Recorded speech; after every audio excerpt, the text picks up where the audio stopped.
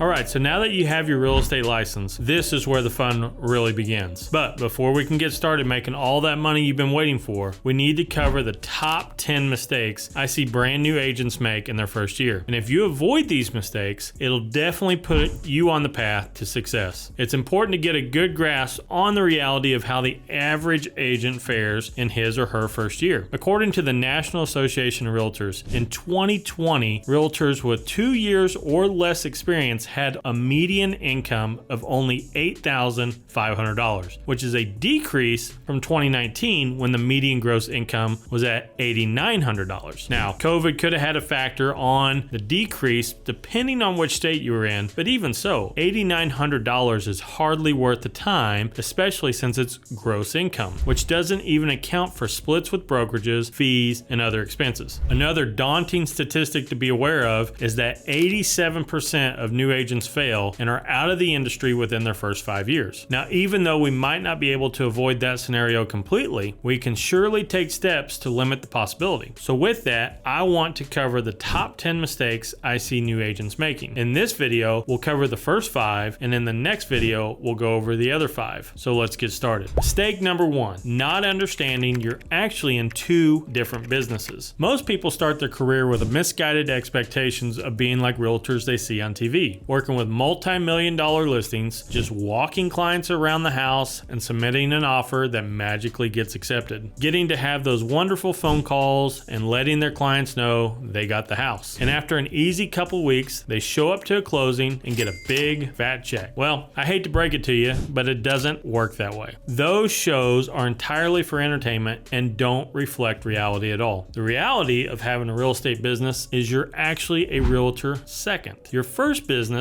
is in the lead generation business. Without clients, you have no business. So therefore, we must focus on acquiring a client first before ever hoping to sell a house. So many times I see new agents get worked up about the process of selling a home. Things like how to set up a showing, how to write a contract, who do they contact for inspections, what title company to use, and so on. Although that is important, without a client to serve, none of it even matters. Now, we're going to discuss the different ways to lead generate to get clients in a future video. But for right now, just understand that with any business there's something called a sales funnel. At the top, every sales funnel starts with leads or prospects. Those are potential people who might do business with you in the future. It then becomes your job to move a lead through the process and down the funnel in order to get a sale. Lead generation, therefore, becomes the most important part of your business. And those who fail to realize that don't stick around very long because they don't understand their first priority in business is to find customers. Trust me, the phone won't start ringing just because you now have your real estate license. Mistake number 2, not staying consistent at lead generation. Now that you understand you're actually in the lead generation business first and the real estate business second, now we have to understand that consistency is what will determine your success. It's no accident that a motivated salesperson who is willing to get in front of enough people and simply tell their story will almost always outsell the sales pro with slick closes and fancy techniques. In the book Go for No, written by Andrea Waltz and Richard Fenton, they illustrated an example of this with a story of a consultant going to an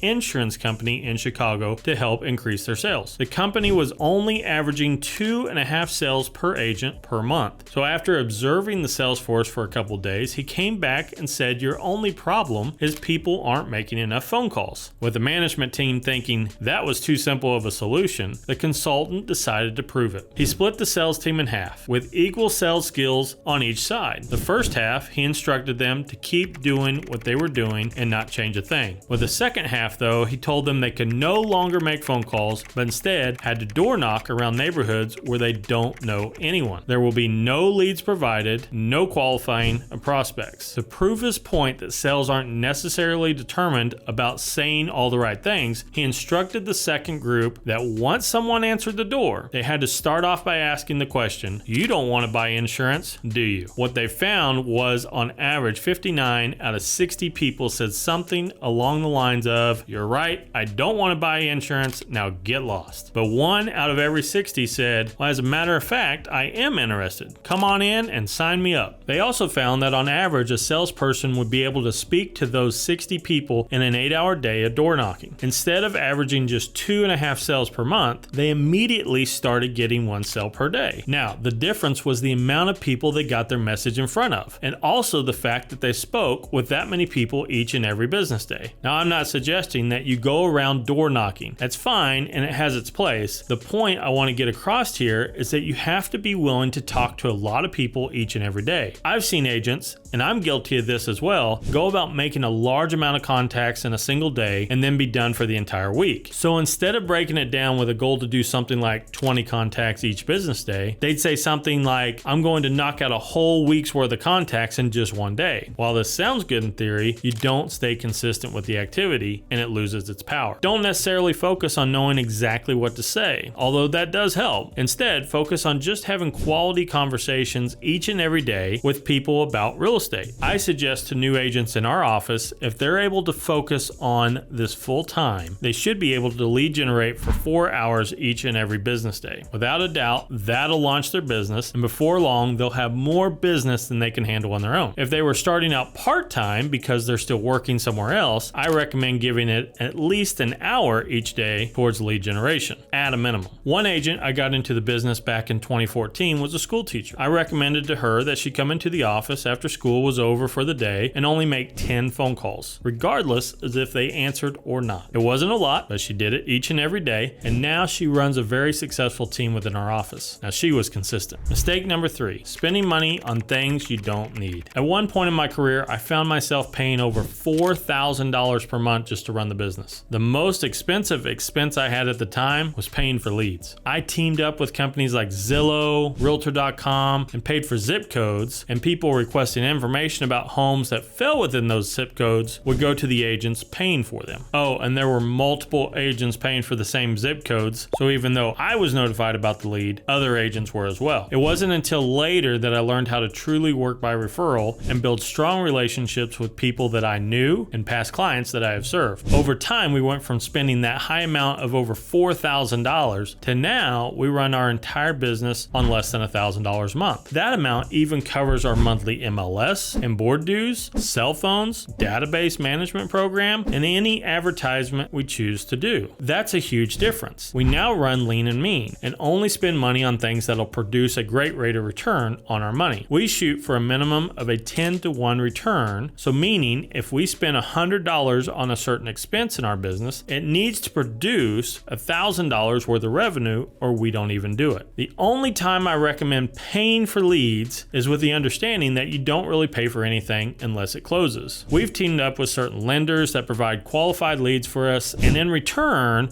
we give them up to 30% referral fee at the closing. Now, 30% is a lot of money, but we don't pay that unless it actually closes. So in essence, it's a free lead and only costs us money if we make money. Unlike companies like Zillow, where you pay for zip codes with no guarantee of closing a deal, we'll take the client that we just closed on, and even though we paid 30% for the referral fee, we continue to build a relationship long after the closing and end up getting multiple referrals from them and even repeat business. So we're willing to give up some money in the beginning for the long-term gain. So to sum up this key mistake, make sure any money invested into your business provides a great rate of return on your investment before you spend your money that you've worked so hard for. Mistake number 4, spending your commission before you close the transaction. Now, this one might sound a little simple on the surface, but let me share a personal example. I have been guilty of making this mistake more times than I would like to admit. I've always been a numbers guy, and anytime I get a property under contract, I'm constantly figuring out the income that comes along with that closing. Problem is, we'll be moving through that transaction, and I'll be thinking of things that I feel are important to do with that money that's coming from it. Sometimes I get ahead of myself and I rob Peter to pay Paul. I'll dig into an emergency fund or other money that's not being budgeted for whatever I randomly decide needs to be bought right away, with the excuse that I'll pay it back out of the upcoming closing commission. The problem with that is nothing's guaranteed in this industry until it closes. I've had deals fall apart at the closing table over the dumbest things. Whenever that happens, you'll see how spending your commission before you can even get it is detrimental to your business. You have to understand that for most agents, they are transitioning from a normal W-2 job that is a steady paycheck to an independent contractor type business where there's no guarantee. That makes it harder to budget for expenses that you have to support your lifestyle. So don't even think about spending your money until the check is deposited into your bank account. Mistake number 5, not playing red light, green light with expenses. This ties into mistake number 3, but it's definitely worth talking about and making the list. I previously mentioned that you should always run your business lean and mean. However, you should never be concerned with how much money you're actually spending as long as you are happy with the results you are generating from it. According to The Millionaire Real Estate Agent, written by Gary Keller, co-founder of Keller Williams Realty, he talks about the concept of red light, green light. Gary says, it's not the spending of money that is the problem. The problem is holding the money you're spending accountable for results. And the solution is the same old game, red light,